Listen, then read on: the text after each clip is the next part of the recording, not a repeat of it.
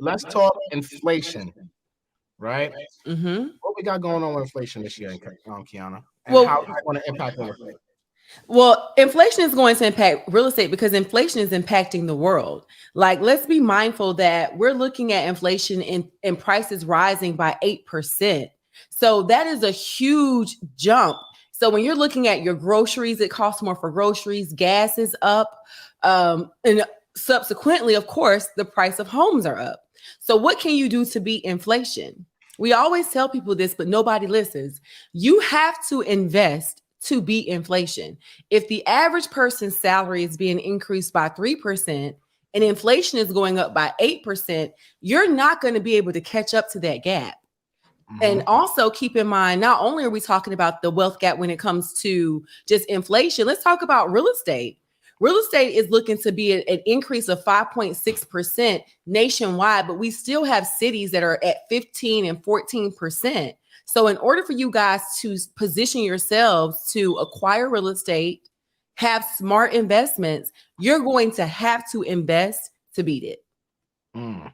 5.7% in 2022, and we Yes. already went up 20, almost 20% in nationwide last year, and then the year before that.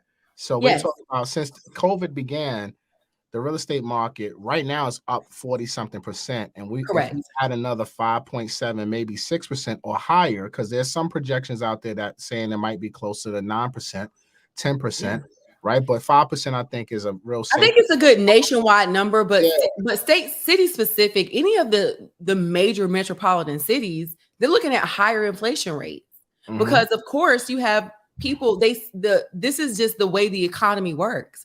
Inflation had already happened in the 70s. It's time for it to happen again. And I think people mistake inflation as something that's not supposed to happen.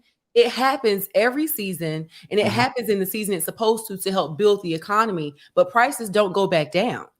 That's No. where a lot of people got to remember. They think inflation is going to be like what happened in 2007, 2008. This is not a market crash. Inflation is going to inflate the prices up and they're going to stay there up and stuck. You know, that's my favorite word. Let It's me up just and say it's it in stuck. 2022. You It's up and started the it's year off stuck. with that.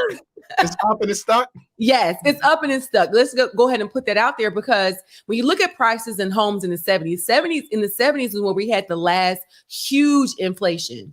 You still can't go back and buy a house for $40,000, not a full, beautiful home like you could do then because inflation took place in the 70s and now it's a second round of inflation that's happening in America. So the only way to beat inflation is for you to invest and make smart business decisions with your money. Saving your money is not going to help you beat inflation. It's just not. Yeah, so the numbers came in for November stats, right? The median home price is up almost 14%, 13.9%, Correct. 353,000 medium home prices in November. So that's up 13.9% November 2020 to November 2021, right? Hmm. And also new construction homes hit a high of 417,000 in Of November, course. which is 19% higher year over year from 2020 to 2021. The Hmm. census stats are not in yet, but I'm pretty sure it's going to mirror what we did in November. So that just goes to Absolutely. show you the cost of everything is going up and real estate is continuing to increase at the same time. So we are like a broken record here on Rants and Gems. We keep telling y'all, don't wait to buy real estate, buy real Yes. estate and wait. You guys going to have to get off the fence at some point this year because not only you have to worry about inflation keep rising, where everything is going up from food in restaurants, food in your grocery stores, gas prices are absolutely insane right now. Yeah. Everything's up, right? The price to maintain yourselves, even if you're just looking at necessities, forgetting luxuries, necessities, food, tissue. You know what I mean? Things take care of your homes. The price of electricity. All of these things are going up, and so if you're on the fence, what happens is you're going to be one of those people where I had a whole group of people 2 years ago when we first had the COVID. You know, we got to call it the COVID, Mhm. and everybody was on the fence, like, oh. the market's going to crash. And all they saw was the prices go up and up and up, and affordability is less and less. And so what we're seeing is the reports are coming in where if buyers don't start buying now, it's going to be unaffordable for the average buyer because the prices are going to continue to increase, but your salaries are not increasing at the same rate. So so the fact that we're in the middle of a housing affordability crisis. It is a crisis. It's not like this is not something we're just saying. It is a housing affordability crisis happening before your eyes. You need to make your purchase now. I don't care where you are. Buy a piece of property. Look, it's either you're going to get on the bus or you're not, right? And if you're not going to get on the bus is going to leave you at the station. You know what I'm saying? Yes. So with everything going up, from home prices to everything like we just mentioned, now what's happening is interest rates are going up. So interest rates started right now, today's rate is right around 3.375% for a 30-year conventional mortgage, right? So it's slightly up from like a week or two ago where we were hovering between 3 and 3.25%. But what I want to tell you guys is, right, what's about to happen right now, is April 1st, Fannie Mae and Freddie Mac are making some huge changes when it comes to second homes and high balance loans. So now high balance loans, for folks who don't understand what a high balance loan is basically when your loan amount exceeds the conforming loan amount. So like, Quiana, what's the conforming loan amount in Georgia right now? And actually, we have literally just increased, and I got to look at the number, but we really hit in the conventional. I would say we're closer to 480, 490. And we got higher on the FHA. We're closer to like 400s. So the great thing about it is that tells you inflation is affecting even them having the minimum amounts for mortgages.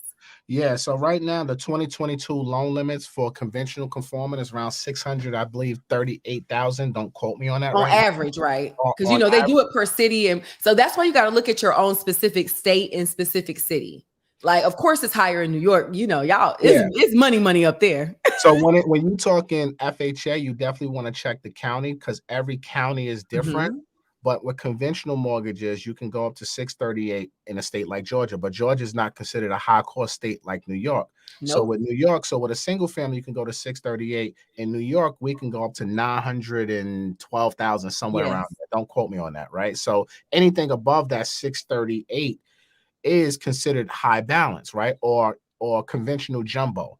So basically what the government came out to today and they announced to all lenders that they're changing what's called a LLPA. A LLPA stands for a loan level pricing adjustment. And this is basically the fee that Fannie Mae charges on loans depending on your loan to value, your credit score, and the structure of the deal, whether it's a primary, second home, or investment property. So they charge these fees on the back end, which compose your interest rates. So what they came out to today and announced that every lender has to put this in effect April 1st, 2022, that the fees for high balance loans and second homes are going to be much higher. Now, for high balance loans, they're not penalizing so much. They're really only taking a 1 point charge, but lenders are not going to pay for that. You understand? It's like anything. When costs rise, the cost gets passed on to the consumer. Always. So what that means is for the folks who are looking to buy second homes, vacation homes, things like that, right? Now your interest rates come April 1st will definitely probably be in that 4% range. Agreed. And the fact that a person wouldn't take advantage of a close to 3% interest rate and you will wait to a whole 1% jump, what it does is it lowers the amount of home that you can purchase. So it wouldn't make sense for you to wait when projections are showing they're going to raise the interest rates in 2022. It has to happen. The same way that they kept the rates low because the home prices were going up so steadily. Now that home prices are going to start evening out, the interest rates have to go up. Well, yeah, and you got to look at, so this is one thing, right, that's going to impact interest rates and continue to make them rise. But another thing is quantitative easing, right? So the government has been buying bonds, mortgage-backed securities and treasury bonds since the beginning of the pandemic. They were spending about $40 billion monthly on mortgage-backed securities, and that's where loans are packaged up and sold in Wall Street as bonds, as an MBS. So they are easing their purchases, right, from 40 billion to 5 billion a month.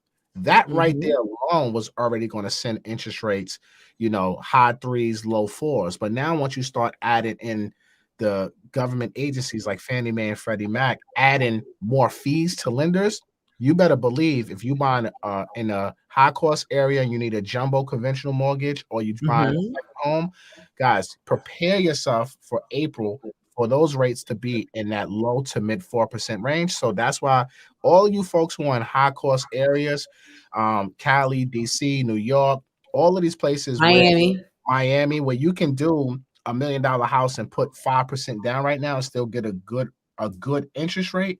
You guys better jump on this shit right now, because come April 1st, if you was quoted 3 anything, you better believe that's going to be in the fours. My graduates from my school being Forbes, bag drop. Bag drop. A mic drop, bag drop. Bag drop.